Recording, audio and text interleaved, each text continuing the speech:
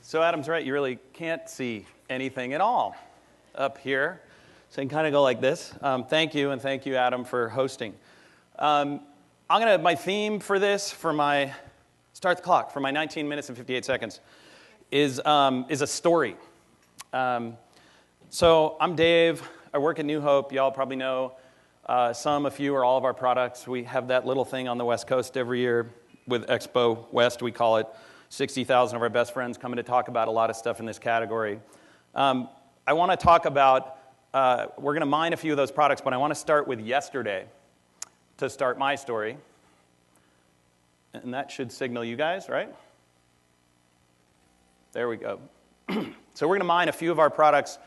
I just mentioned Expo West. We have a bunch of new products that are focused on intelligence in this space. The MBJ Ingredia you see at the bottom is probably one of the more familiar ones, the monographs. We just launched a monograph on omega-3s that I'll share a link with later. The next report that just came out on Tuesday is a forecast for the whole industry for the next 12 months. I'll reference that as well. And then the future of wellness is our consumer work. And we'll be tapping into all three of those to sort of talk about this story today. So this is the fun part of the story. And I'm going to try to... God, you can't get out of the lights. Okay. So I woke up in Arkansas yesterday. Did anybody else wake up in Arkansas? Is there anybody here from Arkansas? Fayetteville, Bentonville? That's Sam Walton behind me. I spent the day at Sam's Club, and I spent 2.5 hours with their health and wellness team talking about their challenges and how they tell their story to consumers in their stores. It was incredibly relevant to some of the things I want to talk about today, and I think some of the things that all of us will talk about. But a fascinating day with some very smart, on-point people who actually just launched Healthy Living. I don't know if anybody's seen Healthy Living, but they launched in January. They pushed the button and had 8 million subscribers to their magazine. The sole purpose for their magazine is to tell product stories to their consumers in store. There's no advertising, there's no sales, there's no coupons, there's no specials, there's nothing in this magazine, which was a huge argument internally at Sam's Club as far as leveraging that vehicle, but it's to tell their product story and to help tell product stories. So I escaped Arkansas for Boston. I lived here for a little bit so I can say wicked, so I wanted to use it a few times in the presentation. So the wicked truth, and I'm going to tell the end of the story and then come back and tell the middle and tell the end again. But the wicked truth, we as a society, we're wicked unhealthy. We know this. We can't financially afford to be this wicked unhealthy, and I think we talk a lot about quality of life and all this. We're beyond that. Right now, we're so sick as a society, we just simply can't afford it, and this is when people start to listen. This is when people from Sam's Club start calling people from New Hope Natural Media. They call us the weeds and seeds people. Literally, she said, oh, you weeds and seeds people, the natural, the fruities, those people. You're a rounding error for us. Thought that was interesting. Today we're a rounding error, but they know where it's going, so they're talking to us. Supplements will play a larger and larger role as the bulk of society awakens to the true cost of these illnesses.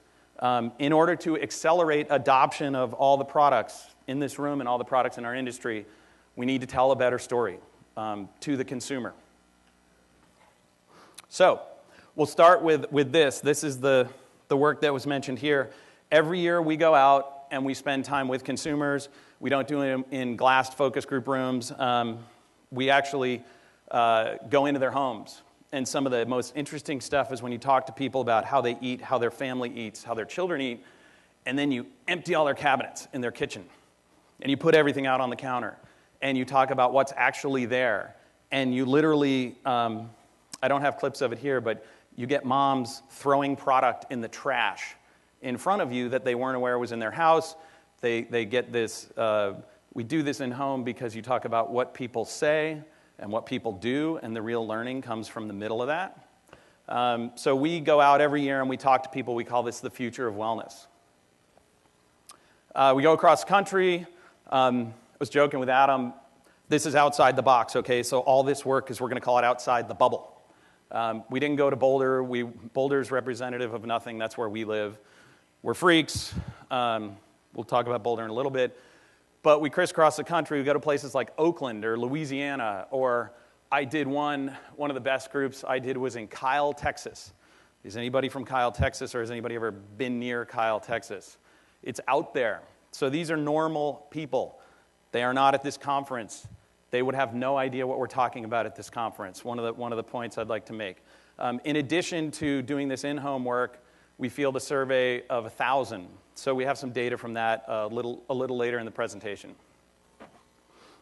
So one of the biggest questions we got in field is this idea of, do you have to be an investigative journalist to understand supplements? And there is a overarching, read the news kind of thing where people don't trust what's in their apples or their grapes or their oranges or their cereal or anything. And so when you take that into the supplement space, there's even more literal fear of what's in it, which is a bummer because we need these delivery mechanisms to get healthier, and people realize the benefit, but there's a gap in the knowledge there that I think is really hurting the acceleration.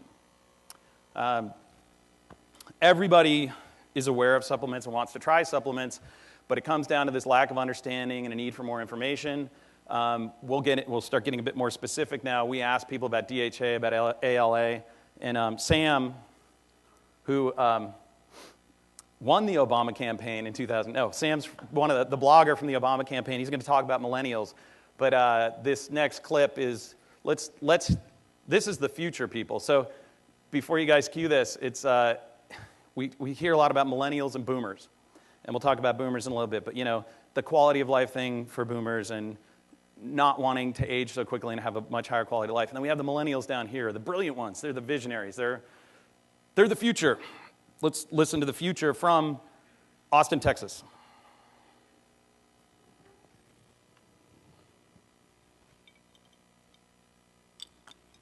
Can you guys play that clip? Thanks.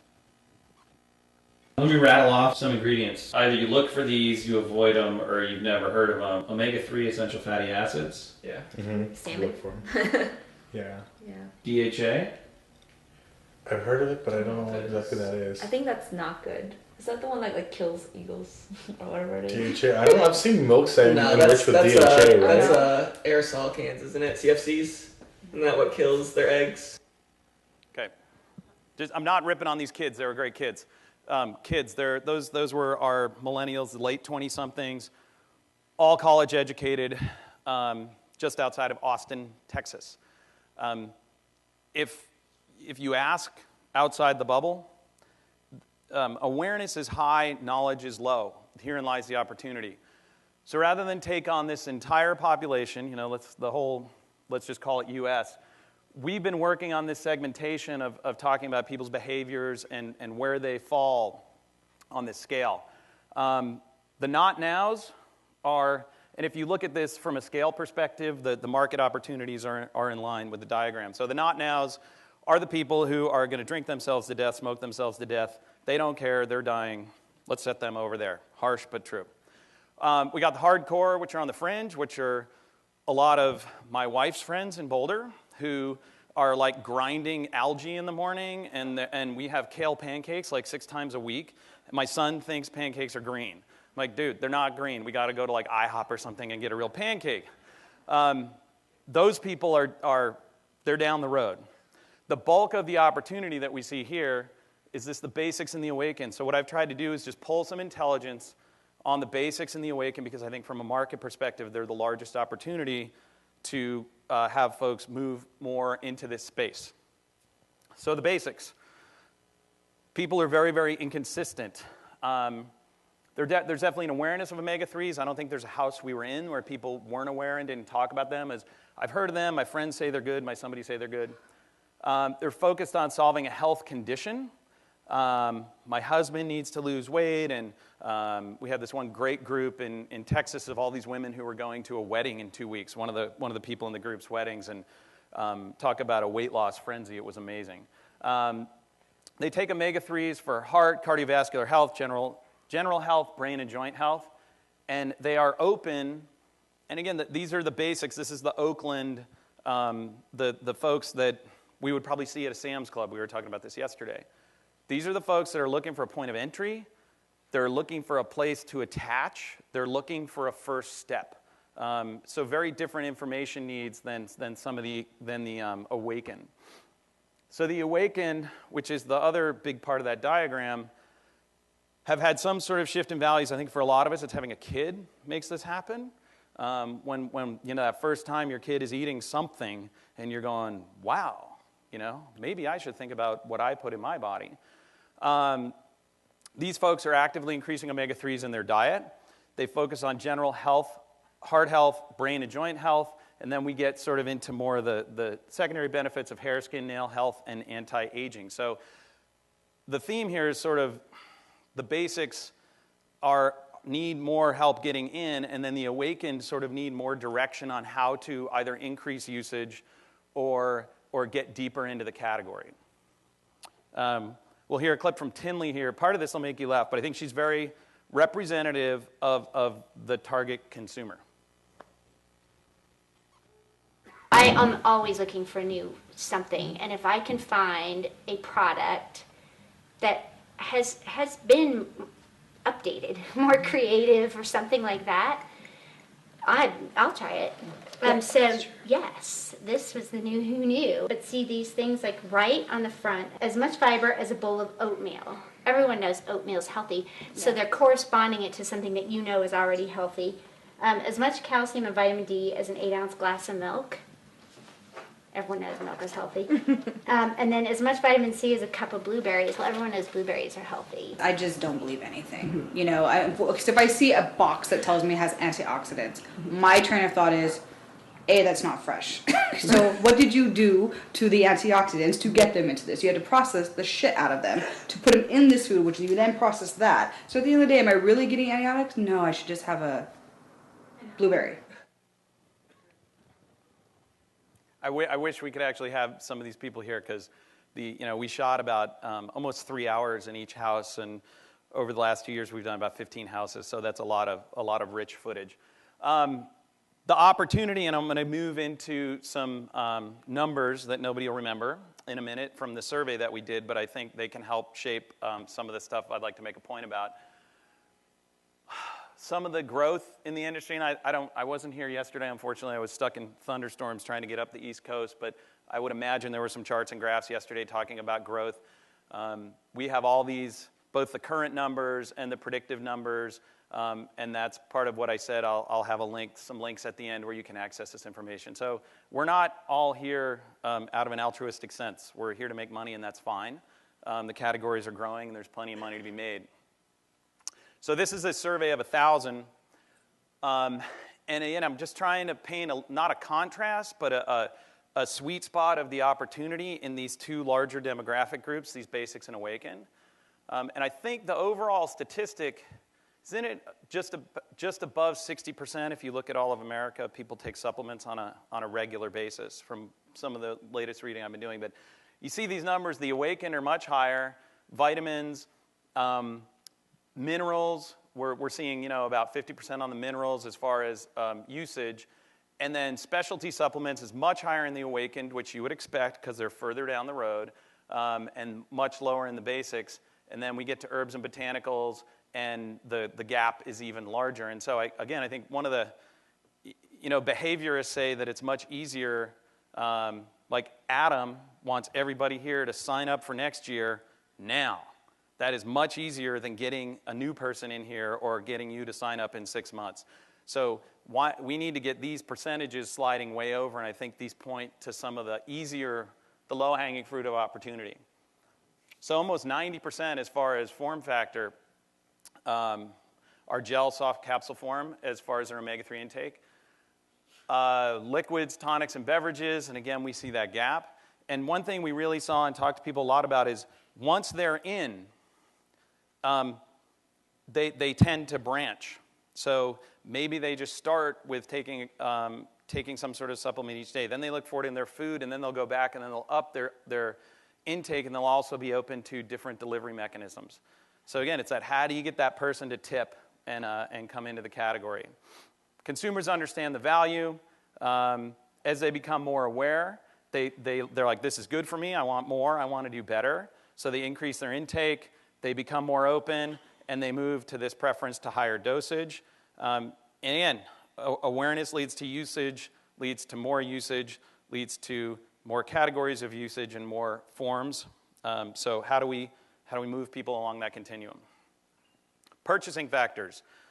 There was a lot of talk from some of the stuff I did catch late last evening about science, obvious to this crew, but translating that science to these folks, and we see the awakened are really, they're doing the research. They're on the Google.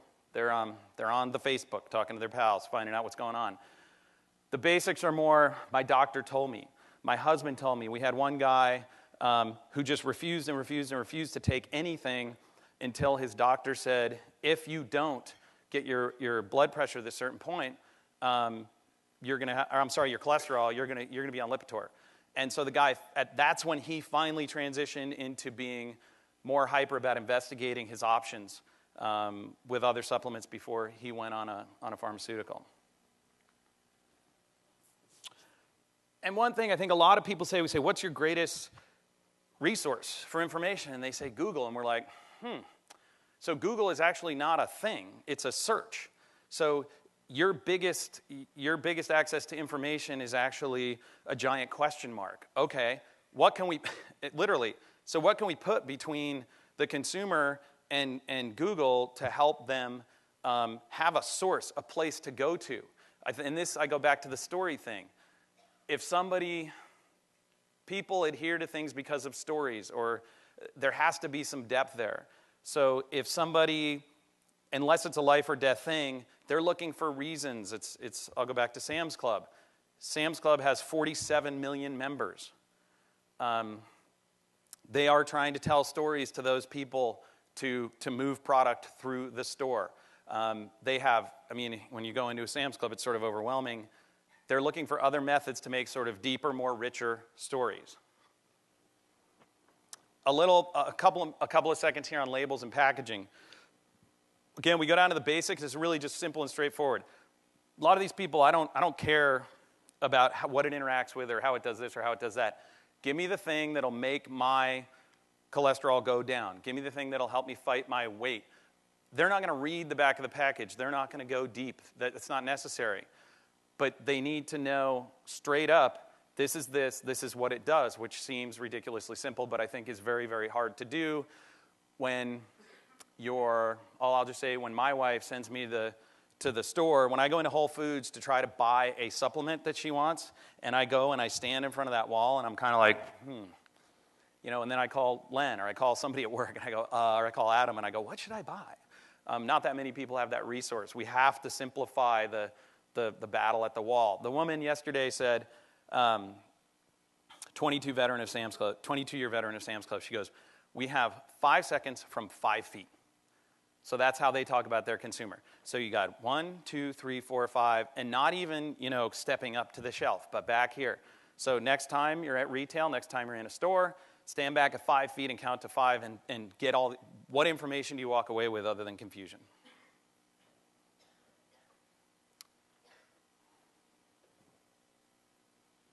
There we go.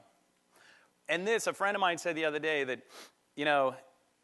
if somebody does, okay, I'm gonna pass through the barrier and I'm gonna get into this 5-foot zone and I'm gonna kneel down and I'm gonna pull that off the shelf and I'm gonna look at it. If somebody gets this far and they do not put that product in your basket or in their basket, shame on us. And shame on whatever's on that package. Now, the stat that I hear thrown around that they confirmed yesterday is about almost 80% of people now shop with their smartphones.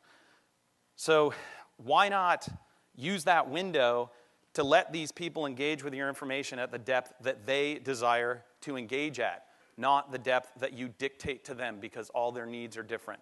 And I'll talk about that in just a second. So I thought this was pretty cool.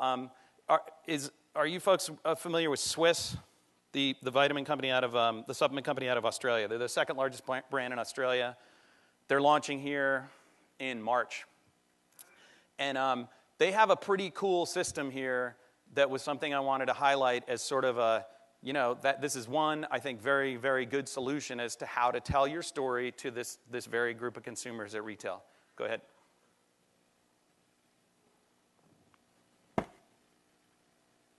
The products themselves are definitely differentiators in the fact that we do what we can to make sure that the best on the shelf. The multivitamin has a little over 50 different ingredients. But I think what really makes our business different, our brand different, is what we do outside the product portfolio. We call this the iHub. So this is going into pharmacies in Australia. It's a fully integrated shelf system. It comes with a fridge for our probiotics, but it comes also with this iPad here, which is a self-serve point. Whereas a consumer, if you know what kind of product category that you're looking for, you just go straight in and you search by vitamins or fish oils and you. But if not, you can go by health benefit. So you can say, I want to focus on my immune health, gender, my age group, and then if I have certain allergies, or I'm a vegan, or I'm a lactose intolerant, you take that there. And it gives you a range of suggested products that will give you the benefit that you're looking for. You can then start reading about the benefits, the ingredients in the product. There's a number of frequently asked questions. The plan is end of the year, we'll hook this up with a webcam also. And you can then have a live session with a nutritionist or a pharmacist based at our offices in Melbourne. So if what you find here is not enough, then you enter that live version and you get a one-to-one session at the store with a professional person that can give you the advice that you're looking for. This is a big thing of what we do, and it's reflected in our marketing. We spend about $50 million in advertising in Australia. When we started this strategy about 6 years ago in Australia, I think that we saw the vitamin market as being fairly dull, not very exciting. We want to make it fashionable to take vitamins. We want to make it fashionable to be healthy, and that's what we try to do. So that's Ulrich. Ulrich's Danish, but he lives in Melbourne. That's where you get that, like, what? Okay. But a very interesting interface. And I just, in preparation for this trip, I actually went to a Sam's Club out east of us, and then I went to Whole Foods and talked to a friend who's a regional manager, and I said, show me the digital ways you help enhance the shopping experience in your flagship store here in Boulder, Colorado, massive store. We meandered through everything, and we got over to the bulk section, and there was an iPad bolted to the wall where you could look up recipes. That was their entire system.